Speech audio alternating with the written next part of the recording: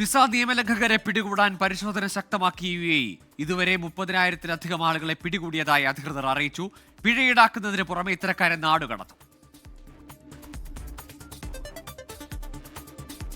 Visa നിയമലംഘകർക്ക് പിഴ കൂടാതെ രാജ്യം വിടാനായി UAE പ്രഖ്യാപിച്ച പൊതുമാപ്പിന് ശേഷവും വിസ നിയമം ലംഘിച്ച് രാജ്യത്ത് തുടരുന്നവരെ കണ്ടെത്താനാണ് പരിശോധന ശക്തമാക്കിയത്.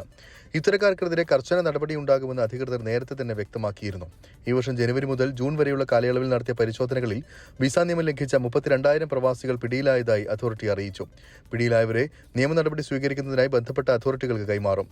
വിസ നിയമലംഘകരുടെ എണ്ണം കുറയ്ക്കാനും താമസക്കാർക്കും സന്ദർശകർക്കും മാന്യമായ ജീവിതം ഉറപ്പുവരുത്താൻ ലക്ഷ്യമിട്ടാണ് രാജ്യവ്യാപകമായി പരിശോധന നടത്തുന്നതെന്ന് ICP director general major general Suhail Sayyid Al Khaili പറഞ്ഞു. പൊതുമാപ്പ് കാലത്ത് നിയമലംഘകർക്ക് എല്ലാ പിഴയും ഒഴിവാക്കിയിരുന്നുവെങ്കിലും ഇപ്പോൾ പിടിക്കപ്പെടുന്നവരിൽ നിന്ന് മുൻകാല പ്രാബല്യത്തോടെയാണ് പിഴ ഈടാക്കുന്നത്. അതോടൊപ്പം ഇവർക്ക് തടവ് ശിക്ഷയും ഒപ്പം കരിമ്പട്ടികയിലും ഉൾപ്പെടുത്തും. കരിമ്പട്ടികയിൽപ്പെടുന്നവർക്ക് ആജീവനാന്തം UAE വിലക്കുണ്ടാകുമെന്നും അധികൃതർ വ്യക്തമാക്കി. 24 ദുബായ്.